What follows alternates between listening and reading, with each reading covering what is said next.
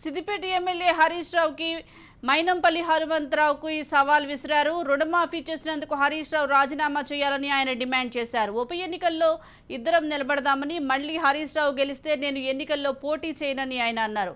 సిద్దిపేటలో రాజీనామా చేసి ఎన్నికల్లో పోటీకి రావాలని మైనంపల్లి హనుమంతరావు డిమాండ్ చేశారు. సిద్దిపేటలో కాంగ్రెస్ బీఆర్ఎస్ పార్టీల మధ్య పోటాపోటీ వాతావరణం నెలకొంది. బీఆర్ఎస్ రుణమాఫీ సమస్యపై సమావేశం నిర్వహించగా కాంగ్రెస్ పార్టీ రుణమాఫీ సంబర సభను నిర్వహించింది. కాంగ్రెస్ సభకు మల్కాజ్గిరి మాజీ ఎమ్మెల్యే మైనంపల్లి హనుమంతరావు హాజరయ్యారు. ఇక ఈ సందర్భంగా మైనంపల్లి సీఎం రేవంత్ రెడ్డి చెప్పినట్లుగా ఆగస్టు 15వ తేదీ నాటికి రుణమాఫీ చేశారని, హరీష్ రావు చేసిన సవాల్ మేరకు ఆయన రాజీనామా చేయాలని డిమాండ్ చేశారు.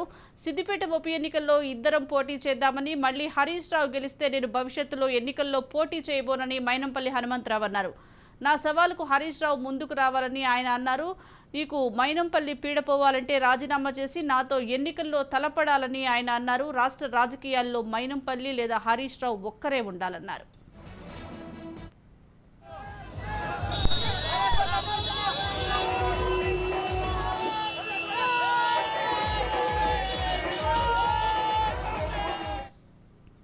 దీనికి సంబంధించి మరింత సమాచారం మా ప్రతినిధి రాజు అందిస్తారు. రాజు, చెప్పండి, మైనంపల్లి సవాల్ చేసినట్లుగా తెలుస్తోంది, అప్డేట్స్ ఏంటి? సిద్దిపేట పట్టణంలో గత 3-4 రోజుల నుంచి హై టెన్షన్ వాతావరణం అయితే కొనసాగుతా ఉన్నది. మొత్తానికి చూసుకుంటే మొన్నటికి మొన్న ఫ్లెక్సీలు కాంగ్రెస్ పార్టీ నాయకులు ఫ్లెక్సీలు ఏర్పాటు చేయడంతో పోటీగా టీఆర్ఎస్ పార్టీ నాయకులు కూడా ఫ్లెక్సీలు ఏర్పాటు చేశారు. అయితే కాంగ్రెస్ పార్టీ నాయకులు మాత్రం కాంగ్రెస్ పార్టీ బాగా మాట ఇచ్చిన ప్రకారం 15th ఆగస్టు లోపల రుణమాఫీ చేసింది కాబట్టి ఈ సవాల్ను స్వీకరిస్తూ హరీష్ రావు వెంటనే రాజీనామా చేయాలని చెప్పి ఫ్లెక్సీలు ఏర్పాటు చేయడంతో దాన్ని ఖండించినటువంటి బీఆర్ఎస్ నాయకులు వెంటనే పూర్తి స్థాయిలో రుణమాఫీ జరగలేదు, ఖచ్చితంగా మళ్ళీ రేవంత్ రెడ్డియే ముఖ్యమంత్రిగా ఉన్నాడు, ముఖ్యమంత్రి స్థాయి మాటలు కూడా మాట్లాడట్లేదు, రైతులను చీటింగ్ చేశాడు కాబట్టి రేవంత్ రెడ్డి రాజీనామా చేయాలని చెప్పి అటు బీఆర్ఎస్ నాయకులు కూడా ఫ్లెక్సీలు ఏర్పాటు చేశారు. దీంతో ఉద్రిక్త వాతావరణం నెలకొంది. ఆ రాత్రి ఇద్దరి కార్యకర్తలను కూడా చెదరగొట్టి ఆ ఫ్లెక్సీలను తీసేసే ప్రయత్నం చేశారు. కానీ ఆ కోణంలోనే అటు టీఆర్ఎస్ నాయకులు కాంగ్రెస్ పార్టీ నాయకులు టీఆర్ఎస్ పార్టీ నాయకులు విశ్లేషించడం జరిగింది. అయితే అదే రాత్రి కాంగ్రెస్ పార్టీ నాయకులు కొంతమంది అక్కడ ఉన్నటువంటి క్యాంప్ ఆఫీస్ లోపలికి వెళ్లి హరీష్ రావు ఫోటో ఉన్న ఫ్లెక్సీ, తర్వాత మాజీ సీఎం కేసీఆర్ అటువంటి ఫోటో ఉన్న ఫ్లెక్సీ చింపడంతో ఈ వాతావరణం అంతా కూడా ఉద్రిక్తకు దారితీసింది. అయితే అదే కోణంలో ఈ రోజు మైనంపల్లి హనుమంతరావు ఒక ర్యాలీని తీసి రాజీవ్ గాంధీ జయంతి సందర్భంగా ఒక ర్యాలీ తీసి ఈ రోజు ర్యాలీ సందర్భంగా మైనంపల్లి సభ నిర్వహించారు. దానికి సంబంధించి పోటీగా బీఆర్ఎస్ నాయకులు కూడా క్యాంప్ ఆఫీస్ లో ఒక కార్యక్రమాన్ని ఏర్పాటు చేస్తున్నారు, ఒక మీటింగ్ ఏర్పాటు చేస్తున్నారు. ఇద్దరు పోటాపోటీగా కార్యక్రమాలు ఏర్పాటు చేస్తూ హై టెన్షన్ వాతావరణం అయితే సిద్దిపేటలో ఇప్పటి వరకు అయితే కొనసాగింది. మొత్తానికి ఈ రోజు బీఆర్ఎస్ పార్టీ నాయకులు అటు రుణమాఫీ జరగలేదు, ఖచ్చితంగా రుణమాఫీ మీద కార్యాచరణ ప్రకటిస్తామని చెప్పి ఆ కార్యక్రమం చేయగా, అదేవిధంగా కాంగ్రెస్ నాయకులు మాత్రం సిద్దిపేట పట్టణ పురవీధిలో గుండా పెద్ద ర్యాలీ నిర్వహించి పాత బస్టాండ్ వద్ద బహిరంగ సభ నిర్వహించారు. బహిరంగ సభకు సంబంధించి బహిరంగ సభలో మైనంపల్లి హనుమంతరావు సంచలన వ్యాఖ్యలు చేశారు.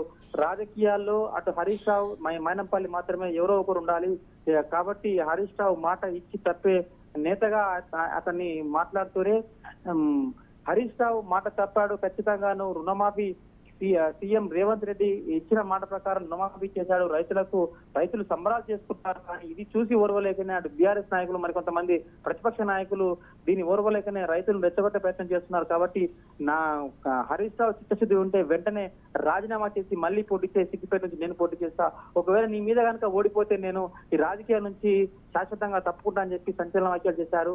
కాబట్టి వాతావరణం అయితే ఇంకా మరికొంత ముందుకు పోయే అవకాశం కూడా కనిపిస్తుంది.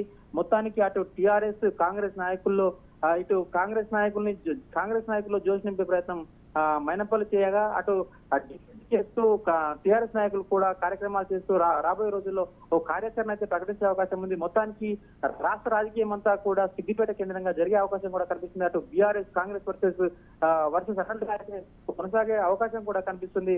రాబోయే రోజుల్లో ఎటువంటి కార్యాచరణ చేస్తారు, అటు బీఆర్ఎస్ నాయకులు కానీ కాంగ్రెస్ నాయకులు కానీ ఎటువంటి కార్యక్రమాలు చేస్తారనే దానిపై మనం వేచి చూడాల్సిన అవసరం ఉంది. మొత్తానికి మైనంపల్లి హనుమంతరావు మాత్రం తీవ్ర వ్యాఖ్యలు చేశారు. ఎట్టి పరిస్థితుల్లో చిత్తశుద్ధి ఉంటే ఖచ్చితంగా వెంటనే రాజీనామా చేయాలని చేయాలని చెప్పి హరీష్ రావుకి అయితే సవాల్ విసిరారు. ఇప్పుడు ప్రస్తుతానికి అయితే మళ్ళీ బీఆర్ఎస్ నాయకులు అటు ఎర్రల శ్రీనివాస తర్వాత కొంతమంది ఆ దేవి ప్రసాద్ కొంతమంది నాయకులు అయితే మళ్ళీ ఆ ప్రెస్ మీట్ పెట్టే అవకాశం ఉంది, పెడుతున్నారు కూడా. రాజు, ఇటు సిద్దిపేటలో ఒకవైపు కాంగ్రెస్ ఏమో ర్యాలీ తీస్తుంది, బీఆర్ఎస్ కూడా అక్కడ సభలు పెడుతుంది అంటున్నారు. మరి అక్కడ ఉద్విగ్న పరిస్థితులు నెలకొన్నాయంటున్నారు. ఇప్పుడు పరిస్థితి సద్దు మణిగిందంటారా? ప్రస్తుతానికి పోలీసులు అయితే భారీ బందోబస్తు ఏర్పాటు చేశారు. పక్క జిల్లాల నుంచి కూడా కొంతమంది పోలీసులు తీసుకొచ్చి పూర్తి స్థాయిలో బందోబస్తు ఏర్పాటు చేసి అటు క్యాంప్ ఆఫీస్ దగ్గర అయితే మొత్తానికి పటిష్ట బందోబస్తుతో బందోబస్తు అయితే నిర్వహించారు. అటు కాంగ్రెస్ పార్టీ క్యాంప్ ఆఫీస్ దగ్గర కూడా బందోబస్తు పెట్టారు. గ్రామంలో పోలీసు కాకీలతో మొత్తం అష్టదిబంధన చేశారు సిద్దిపేట పట్టణం అంతా కూడా. కాబట్టి ఈ రోజు మాత్రం ఎటువంటి అవాంఛనీయ సంఘటనలు జరగకుండా ర్యాలీని అటు టిఆర్ఎస్ పార్టీ క్యాంప్ ఆఫీస్ అంటే ఎమ్మెల్యే క్యాంప్ ఆఫీస్ వైపు నుంచి కాకుండా వేరే దారి మళ్లించి కార్యక్రమాన్ని చేపట్టే విధంగా కాంగ్రెస్ పార్టీకి సూచనతో అటువంటి కార్యక్రమం చేశారు. కాబట్టి ఈ రోజు అయితే ఎటువంటి సంఘటన జరగలేదు. కానీ రాబోయే రోజుల్లో ఇది కార్యకర్తల మధ్య ఎటువంటి వాతావరణం నెలకొంటుంది, ఎటువంటి దూషణలు చేసుకుంటారు, ఎటువంటి దాడులు చేస్తుంటారు అనే అంశం మీదనే పోలీసులకు ఈ రోజు తలనొప్పిగా మారింది. రాబోయే రోజుల్లో ఎటువంటి కార్యక్రమాలపై వాళ్ళు ప్రతిదీ క్షుణ్ణంగా చూసి ప్రతిదీ అంటే రెండు పార్టీలకు కూడా బందోబస్తు ఇవ్వాల్సిన అవసరం ఉంది. రాబోయే రోజుల్లో మరిన్ని కార్యక్రమాలు చేపట్టే అవకాశం ఉంది. కాబట్టి పోలీసులకు అయితే ఈ అంశం తలనొప్పిగానే మారింది.